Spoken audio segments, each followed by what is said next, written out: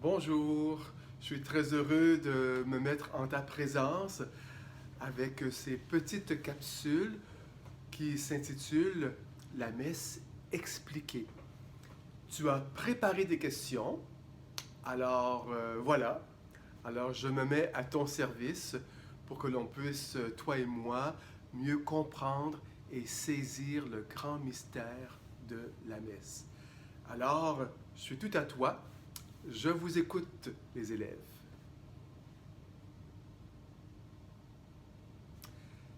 Oui, la messe représente, et pourquoi on fait des messes?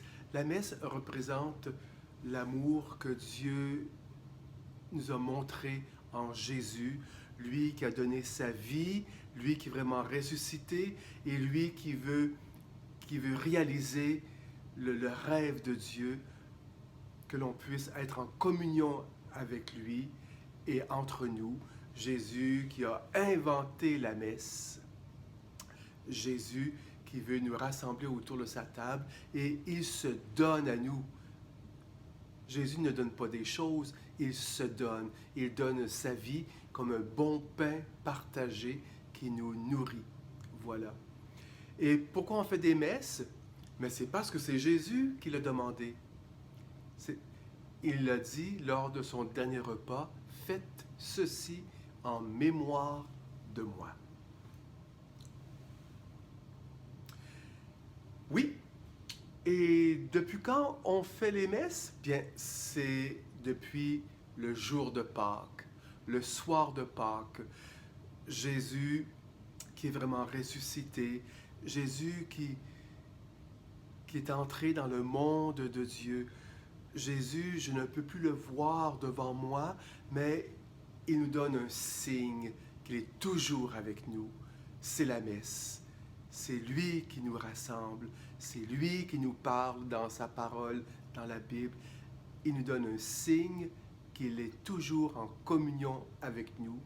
Et c'est la messe. Et la messe existe depuis Jésus ressuscité. C'est un sacrement, un signe de sa présence de ressuscité. Et je continue à répondre à tes questions que je vois sur mon écran. Pourquoi la messe célébrée le dimanche? Bien, parce que dimanche, c'est le jour de la résurrection. Jésus, il a vaincu la mort le dimanche. Alors le dimanche, c'est le jour où les chrétiens, les chrétiennes se rassemblent pour se rappeler cet événement.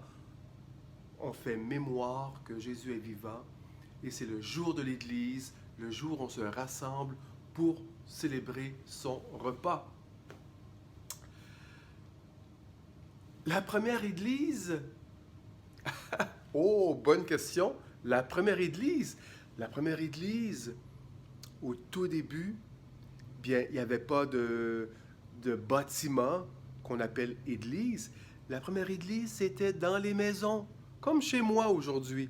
Tu es chez moi, tu vois mon piano, mon petit salon, ma salle à dîner, et j'ai même préparé la table pour célébrer la messe. Tu vois, j'ai mis une nappe, des chandelles, un crucifix. Les premiers chrétiens, les premières chrétiennes se rassemblaient dans les maisons. Au premier siècle, les premiers siècles, c'était dans les maisons qu'on se rassemblait. Il n'y avait pas encore d'église, des bâtiments qu'on nomme église. De fait, le mot église veut dire le rassemblement. Dieu qui veut nous rassembler, Dieu qui nous convoque. C'est la convocation du peuple de Dieu. C'est ça l'Église. Et on le vivait dans les maisons. Plus tard, on a construit des grands édifices qu'on a nommés églises parce qu'il y avait trop de monde. On a commencé à construire de grandes maisons, des églises. Bonne question. On continue. Oui, l'encens, bien, l'encens qui monte, c'est comme notre prière. Et l'encens a une bonne odeur. Notre prière, bien, elle est agréable à Dieu. Elle a une bonne odeur.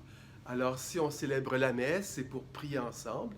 Et durant la messe, on se sert de l'encens à certains moments pour exprimer notre prière qui monte vers Dieu. C'est très, très beau. J'aime beaucoup l'encens.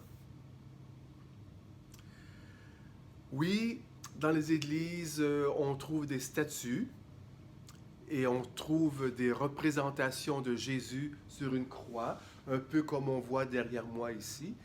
On se rappelle que Jésus a donné sa vie par amour. Il a tout donné. Il est mort sur une croix, mais il est vivant aujourd'hui. On se rappelle de sa mort et de sa résurrection. C'est très important. Oui, c'est vrai que les églises, elles sont grandes, elles sont hautes, il y a des colonnes, c'est très grand, des hauts plafonds. Pourquoi? Bien, quand on entre dans l'église, on a l'impression, ah, wow, que c'est beau, que c'est grand. C'est un peu à l'image de Dieu qui est beau et que son cœur est tellement grand. Quand on entre dans une église, on fait une expérience spirituelle. C'est très beau. C'est pour ça, tu vois. Et on veut offrir à Dieu ce qu'on fait de plus beau. Des peintures, des belles sculptures. Voilà. Ça exprime la beauté de Dieu.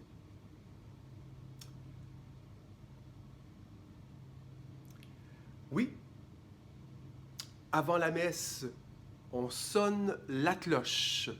Dans les clochers, il y a une cloche. Pourquoi? Bien, c'est pour appeler les amis de Jésus, les chrétiens et les chrétiennes, à se rassembler pour célébrer la messe. Parce que c'est dimanche, le jour de la résurrection. Tu vois? Et quand on entre dans l'Église, oui, alors je réponds à ta question, l'eau bénite, quand on entre dans l'Église, il y a toujours un petit vase avec de l'eau, de l'eau, de l'eau que le prêtre a béni. Et avant d'entrer dans l'Église, on plonge les doigts dans l'eau, on fait le signe de la croix. Ça nous rappelle notre baptême. Être un baptisé, c'est entrer dans la grande famille des amis de Jésus. Oui, oui, on utilise de l'eau pour baptiser les bébés, les grandes personnes. Pourquoi de l'eau? Bien, parce que Jésus nous l'a demandé, baptisez-les au nom du Père et du Fils et du Saint-Esprit avec de l'eau, parce que l'eau n'est pas un signe de vie.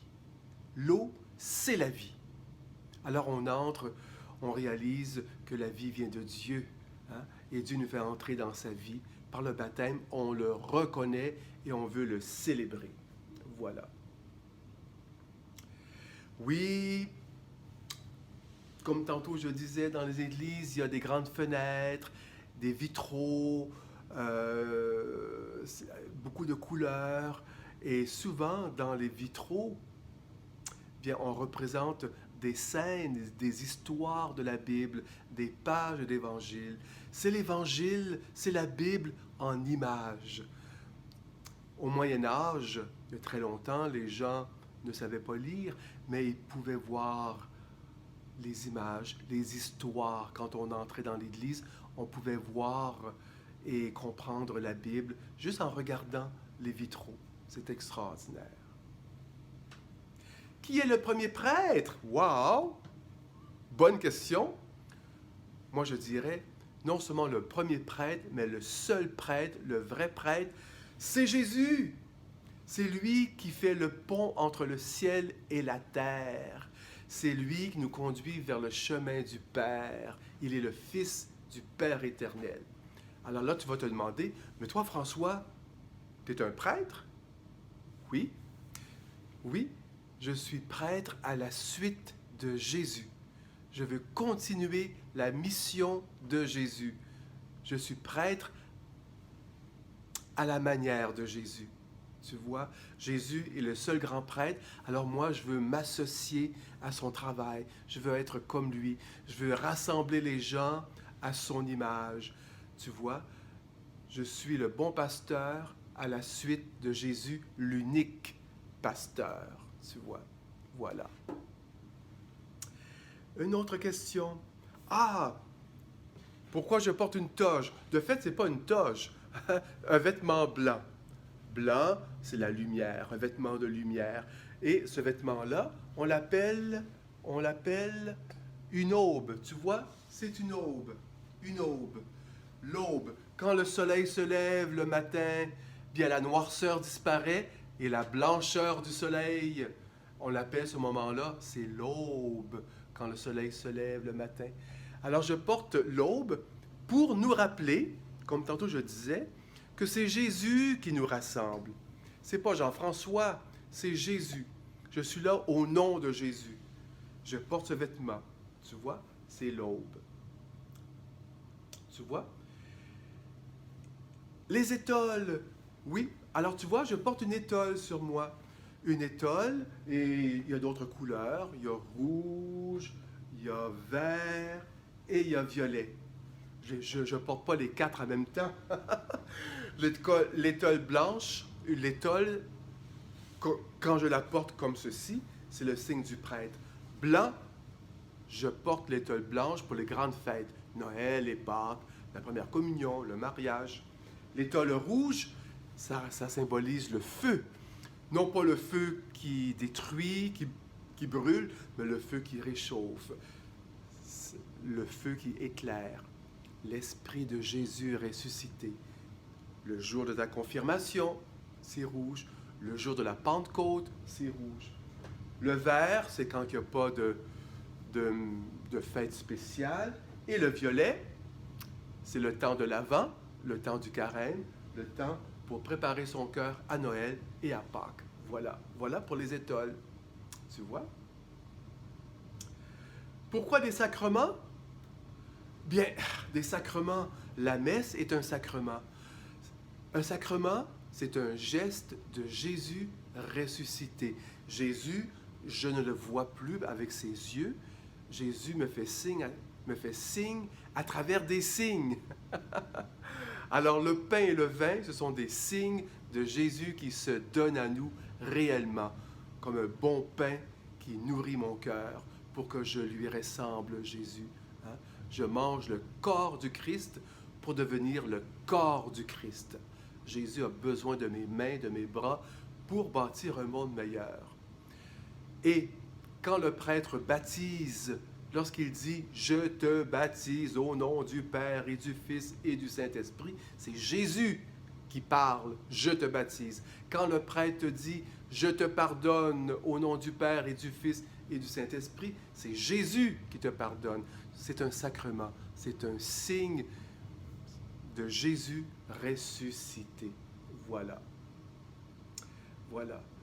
Oui, pour devenir un prêtre, j'ai pris des cours pour bien comprendre la Bible, pour bien prier, pour bien me former, pour être un bon prêtre à la manière de Jésus. J'ai pris des cours, bien sûr, hein, dans une école bien spéciale.